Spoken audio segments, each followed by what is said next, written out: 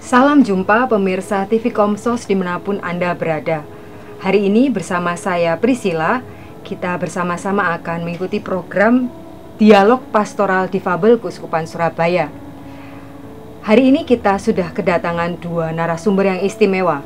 Yang pertama adalah Romo Agustinus Dodi Ristanto CM, yang biasa disapa dengan Romo Dodi. Beliau adalah Romo Kepala Paroki Kristus Raja Surabaya dan juga sekaligus Ketua Dewan Imam Keuskupan Surabaya. Yang kedua ada Mbak Melani. Mbak Melani ini bekerja sebagai katekis pastoral difabel di Keuskupan Surabaya. Nah, kali ini kita akan bersama-sama menggali lebih dalam mengenai kegiatan misa yang akan diadakan dalam rangka memperingati Hari Difabel Internasional. Kegiatan misa tersebut akan diselenggarakan pada hari Minggu 8 Desember 2019. Nah, Romo Dodi, bagaimana awal mulanya Romo Dodi kok bisa mendatangi Mbak Melani, kemudian juga apa yang hendak Romo sampaikan lewat pertemuan itu? Ya, sebuah impian adalah bagaimana bisa melayani saudara-saudari kita difabel. Dan itu muncul dari pengalaman pribadi, bagaimana pengalaman pribadi pernah berpastoral selama 8 bulan ya, kami sebagai romo-romo kongregasi misi, persiapannya kan pastoral kategorial. Nah, di dalam pengalaman pastoral kategorial itu di Bakti Luhur, Malang. Nah, selama 8 bulan itulah saya mencoba untuk ambil bagian dalam kehidupan saudara-saudari kita yang difabel ya, mau tidur bersama dengan mereka satu kamar, makan bersama mereka, bersentuhan dengan mereka. Nah, dari situ bagi saya belajar untuk, saya menyebutnya punya hati ya, untuk saudara-saudari kita yang difabel. Jujur saya harus mengakui bahwa awalnya saya paling tidak tega ya, menghindar, dalam arti karena lebih tidak tega.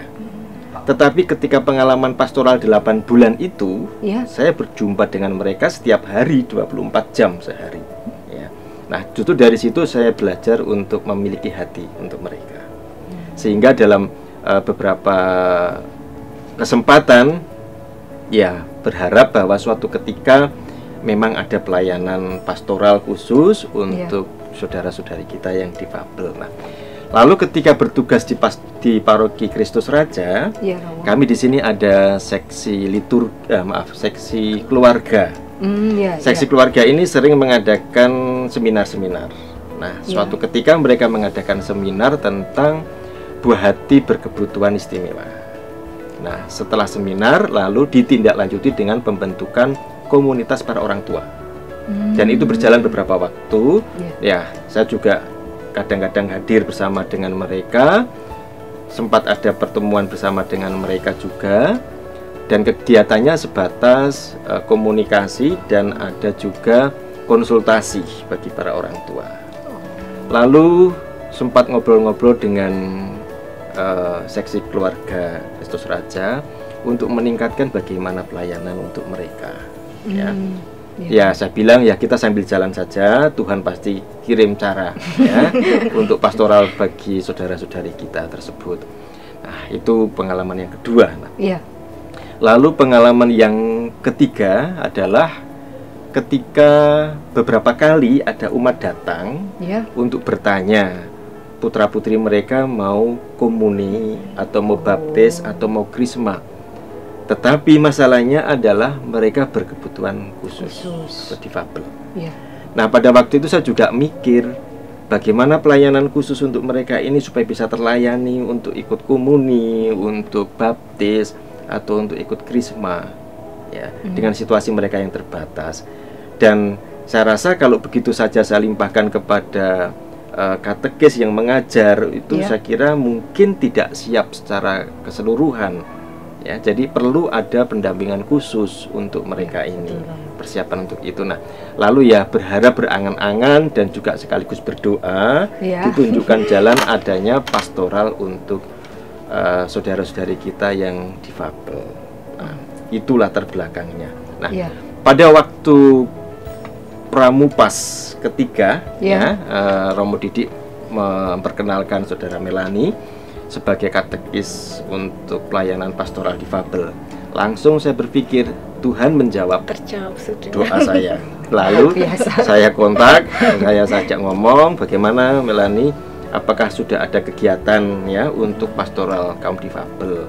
Nah, dari situ terjadi pembicaraan. Lalu saya sampaikan, kami di Paroki Kristus Raja sudah ada komunitas orang tua, ya, orang tua untuk saudara-saudari kita yang difabel. Dan uniknya komunitas ini bukan hanya dari Kristus Raja, banyak juga dari paroki-paroki yang lain. Lalu mereka bisa datang bertukar pikiran, bahkan ketuanya salah satu pengurusnya itu bukan dari paroki Kristus Raja, dari paroki lain.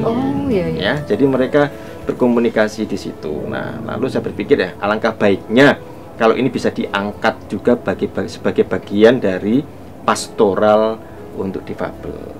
Itu lalu saya sampaikan ke Melani untuk berjumpa dengan seksi keluarga Paroki Kristus Raja supaya menindaklanjuti rencana ini. Lalu saya pun juga ngomong dengan seksi keluarga Paroki Kristus Raja dan mereka juga menyambut baik, lalu bertemu. Mereka sendiri ngomong-ngomong, saya tidak tahu apa yang diomongkan. Tidak lanjutnya, pokoknya tugas saya, ini ada kebutuhan, ini ada jalan. Biar mereka bertemu sendiri.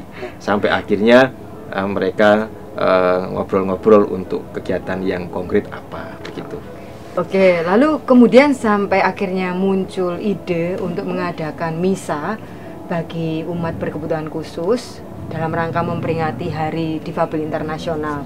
Itu bagaimana prosesnya? Bisa diceritakan seperti apa mungkin Mbak Melani? Iya, karena perjumpaan dengan Romo Dodik, dan waktu itu saya juga menyampaikan, Romo kalau ada apa-apa minta tolong bantuannya, dan Romo Dodik siap seperti itu. Dan di tengah perjalanan pulang Pramupas, saya berpikir kok alangkah baiknya mengadakan misa untuk umat difabel, supaya dengan misa ini sebagai langkah awal supaya teman-teman yang difabel di Keuskupan Surabaya itu bermunculan, kami tahu siapa-siapa saja.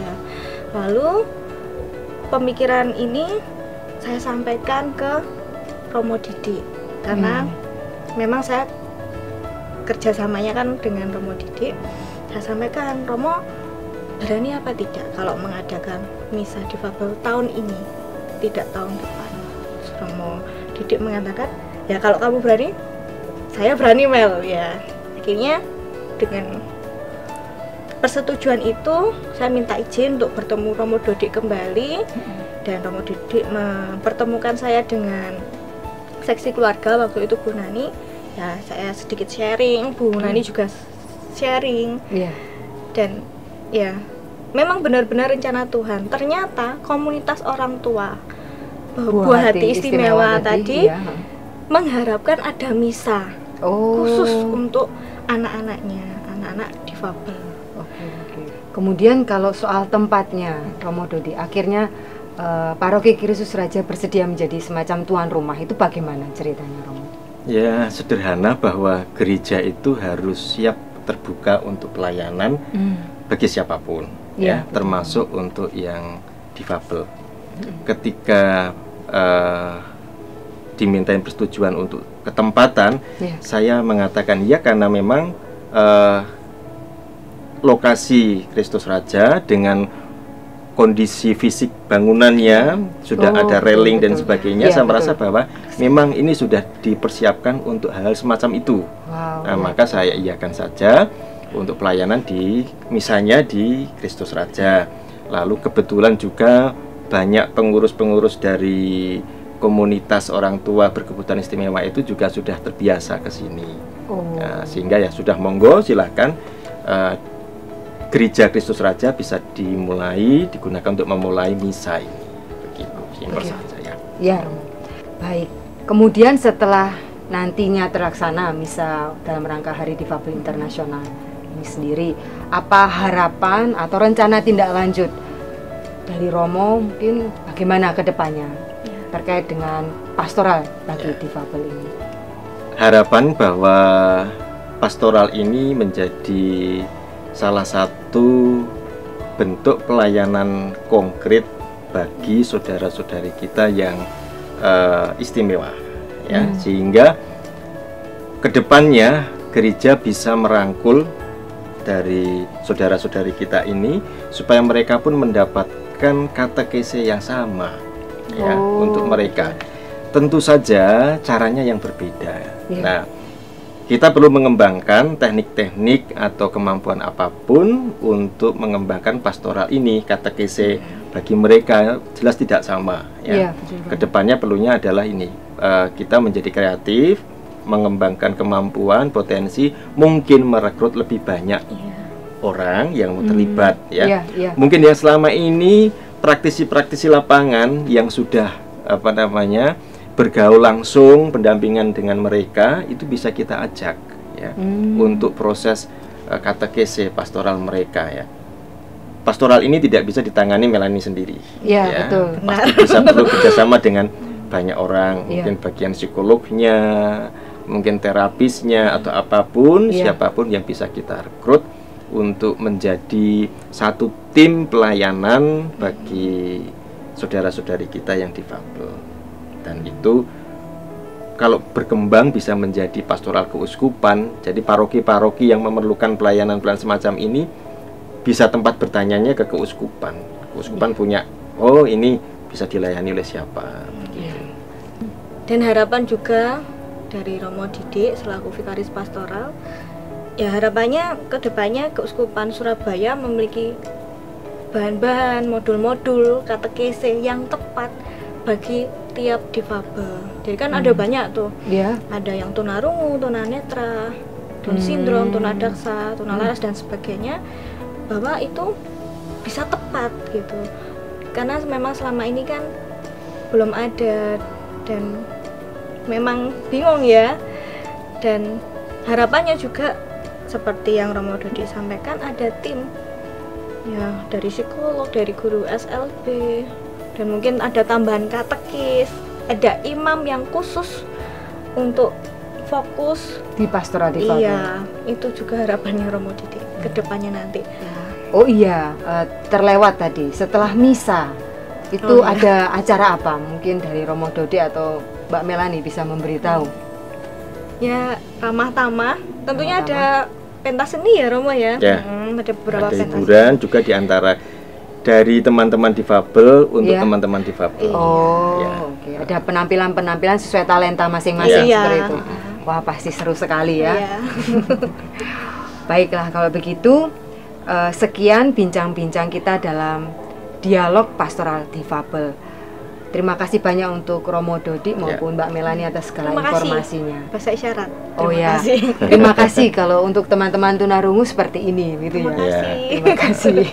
Nah, baik pemirsa TV Komsos Keuskupan Surabaya, sekali lagi kami menginformasikan agar ada kegiatan misa dalam rangka Hari Difabel Internasional pada hari Minggu 8 Desember 2019 jam 11 siang di Paroki Kristus Raja Surabaya. Kami harap agar semuanya bisa datang, kemudian hadir dalam misa dan juga ikut serta mengikuti kegiatan ramah tamah. Misa difabel ini akan menjadi salah satu langkah awal pintu gerbang bagi pelayanan pastoral difabel ke depannya di Keuskupan Surabaya ini. Terima kasih banyak atas atensi saudara-saudara semua. Sampai jumpa di program berikutnya. Tuhan memberkati.